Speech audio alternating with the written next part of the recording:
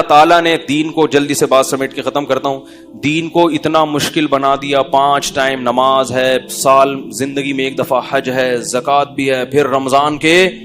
تو غیر مسلموں کا دین تو اتنا مشکل نہیں ہے, ان کا جو ہمارا دین بہت مشکل ہے. تو یہ کیوں اللہ نے ایسا کیا ہے؟ دیکھو ہم کہتے ہیں نا ایسا کرو گے تو کوئی بھی نہیں آئے گا, یعنی اتنی مشکلات میں رکھو گے تو کوئی بھی نہیں آئے گا. تو ہم بھی گویا اللہ سے ایک اشکال رکھ سکتے ہیں, اللہ تو نے ایسا کیا ہے کہ کوئی بھی نہیں آئے گا تیرے دین کی طرف.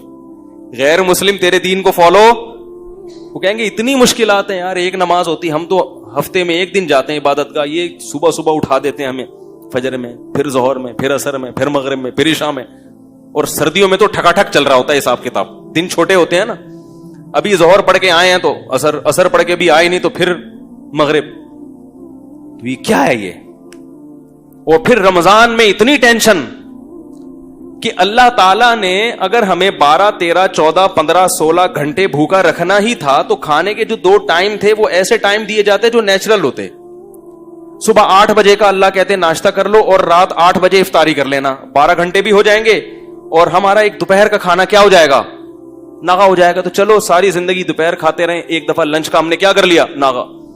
اللہ نے ٹائم تو وہی رکھا لیکن جو کھانے کے اوقات ہیں وہ بڑے عجیب رکھ دیے. صبح 3:30 بجے اٹھ کے کھاؤ. یہ پوری دنیا میں کسی کے کھانے کا ٹائم, ارے بابا آپ کو کوئی ولیمے کی دعوت کرے کہ میرے بچے کی شادی ہے, ولیمہ ہے, آپ لوگ آئیں, جی ضرور آئیں گے. کس وقت آئیں؟ 3:45 بجے صبح. آپ بولیں گے جب یہ تم کو لڑکی والوں نے قبول کیسے کر لیا ہے بھائی؟ تحقیق نہیں کی تھی کہ پہلے کوئی ٹیسٹ نہیں کروایا تھا دماغ کا؟ صبح کا ناشتہ ویسے تو سب لوگ رات 9 بجے کا کھانا رکھتے ہیں, چلو تم دوپہر کا رکھ لیتے, نہیں تو صبح کا ناشتہ کر لیتے 8 بجے 6 بجے فجر کے بعد, 3:45 3:30. پاگل ہو گیا کیا کہیں گے نا لوگ. اور پھر لڑکی والوں کو جا کے بولیں گے ابھی سے رشتہ ختم کروا دو, مجھے کچھ ان کی سیٹنگ آؤٹ لگ رہی. اللہ نے کہا کہ کب اٹھ کے کھانا ہے, روزہ رکھنا جتنا مشکل کام ہے نا اتنا ہی مشکل صبح اٹھ کے نیند قربان کر کے کھانا کھانا. اتنی ٹینشن. اور پھر اللہ نے جو مغرب کے وقت جو کھانے کی اجازت دی اس میں نماز بھی ساتھ ہی لگا دی. تسلی سے بیٹھ کے کھا بھی نہیں سکتے. بھوک اتنی ہوتی ہے, پیاس اتنی ہوتی ہے کہ بچے کھا جائے آدمی, دل چاہ رہا ہوتا ہے. حقیقت ہے اس وقت کنڈیشن یہ ہوتی ہے, بیگم ذرا یہ دہی بڑے ہیں یہ ذرا سنبھال کے رکھو, میں نماز کے بعد آ کے کھاتا. یہ والا پکوڑا یہ کھانے نہیں دینا کسی کو, یہ آج پکوڑے بہت مزے کے بنے ہوئے, آدھا رکھ لیا آدھا. اور انسان کی فطرت ہے کہ کھانے کے دوران جب 10-15 منٹ کا وقفہ ہو گیا تو بھوک, اب وہ مزہ نہیں آتا, وہ افطاری گئی سمجھ رہے, اب مزہ نہیں آئے گا. پھر ہونا یہ چاہیے رمضان میں عشاء کی چھٹی ہونی چاہیے. اگر ہم سے کوئی مشورہ لے کے شریعت بناتا, معاذ اللہ ایک مثال دے رہا ہوں, ہم کہتے ہیں اللہ رمضان میں تو نے اتنی تھکاوٹ, اتنا مسئلہ ہو گیا, سارا دن کے بھوکے پیاسے, پھر افطاری بھی تو نے ڈھنگ سے نہیں کرنے دی ہے بھائی. اے اللہ ساری زندگی 5 نمازیں پڑھی ہیں, آج 4 کر دے, عشاء کی کیا کر دے, کیونکہ افطاری کے بعد کیسی غنودگی چڑھتی ہے دماغ میں, کیسا گرتا ہے بستر پہ, فوراً گٹکے والے گٹکے پہ, تمباکو والے چائے پر آ گئے, اور سگریٹ والے فوراً سگریٹ, نسوار والا فوراً ڈبی لے کے بیٹھا ہوتا ہے, اللہم لک صمت وعلی رزقک افطرت, یہ چل رہا ہوتا ہے. اس کا دماغ صحیح کام نہیں کر رہا ہوتا. تو اللہ نے بجائے اس کے کہ عشاء کی چھٹی ہو جاتی, عشاء کے ساتھ تراویح کی نماز بھی لگا دی. اب وہ کتنی رکعتیں اس پر میرا ایک بیان ہے, سن لیجئے گا. ہمارے نزدیک 20 رکعتیں ہیں, لیکن ہم 8 والوں کو بھی گمراہ نہیں کہتے. لیکن جو راجح قول ہے ائمہ اربعہ کا مذہب, صحابہ کا, تابعین کا, وہ کتنی رکعتیں ہیں اس پر میرا بیان ہے, ہوا ہوا ہے 7-8 سال پہلے میں نے دلائل سے بیان کیا تھا, پوری ایک دلیل اس میں بہت تفصیل سے, 1.5 گھنٹے کا بیان ہے. جس کو اشکال ہو وہ سن لیجئے گا. وہ غیر معروف چینل سے اپلوڈ ہوا ہے, تو میں ابھی اس کو انشاءاللہ اپنے چینل سے بھی اپلوڈ کروا دوں گا. تو اس میں بہت مضبوط دلائل کے ساتھ دونوں طرف کے دلائل کے تجزیہ لے کر بتایا گیا کہ یہ پوری امت کا اجماع چلا آ رہا ہے اس پر, سمجھ رہے ہیں. تو آپ وہ سن کے پھر تبصرہ کیجئے گا, ایسے ہی تبصرہ نہ کر دیجئے گا. اچھا خیر, لیکن بہرحال آپ 8 پڑھیں 20 پڑھیں, اتنا بڑا مسئلہ نہیں ہے, لڑیں گے تو مسئلہ زیادہ کھڑا ہوگا. آپ کو جو سمجھ میں آتا ہے کریں, جو دوسرے کو سمجھ میں آ رہا ہے اس کو چھیڑیں نہیں, مسئلہ چھیڑ خانی سے خراب ہوتا ہے.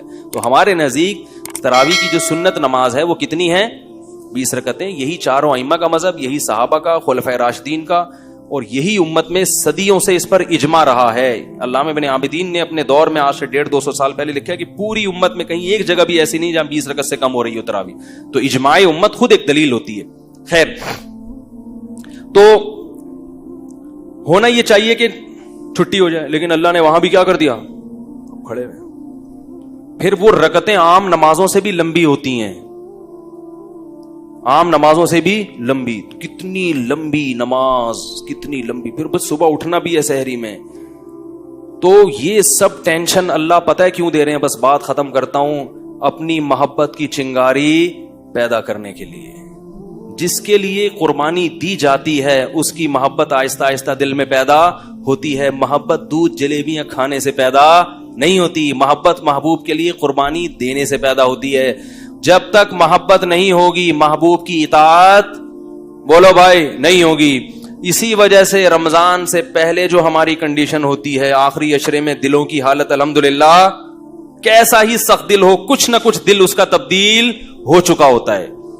افسوس اس پر ہے کہ پھر اس دل کی تبدیلی کو بچا کے نہیں رکھتے. عید کے دن وہ سب ریورس کر دیتے ہیں ہم.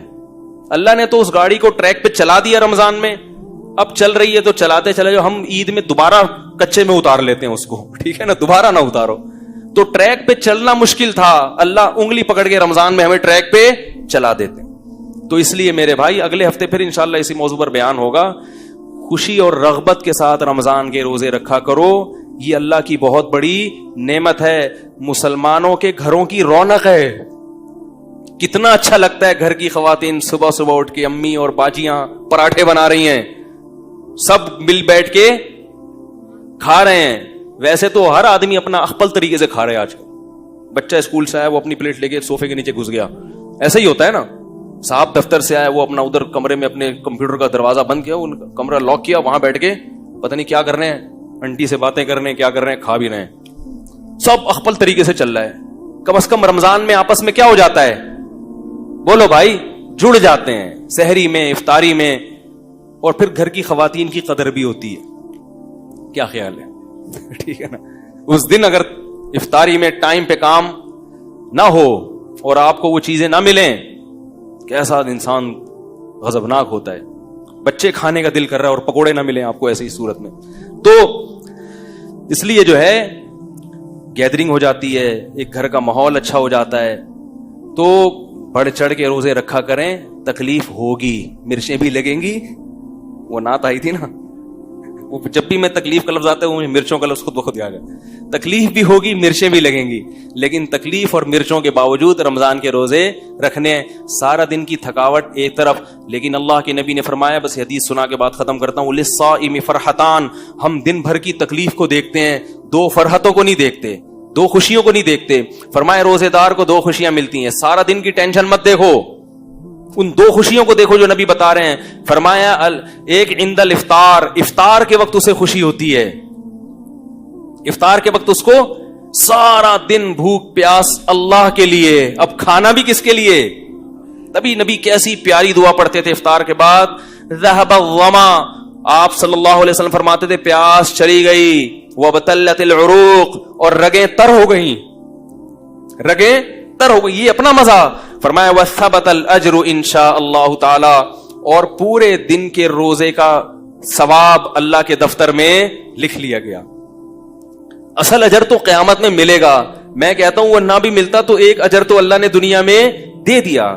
پیاس کے وقت پانی کا, بھوک کے وقت کھانے کا جو مزہ ہے وہ بغیر بھوک اور بغیر پیاس کے کھانے اور پینے میں نہیں ہے. اور یہ فطری لذتیں ہیں, ان کا آلٹرنیٹ اور ان کا نعم البدل اللہ نے دنیا میں رکھا ہی نہیں ہے. فرمائے ایک اجر, ایک لذت روزے دار کو افطار کے وقت ملتی ہے, اور ایک لذت آخرت میں ملے گی جب اس کو اجر دیا جائے گا.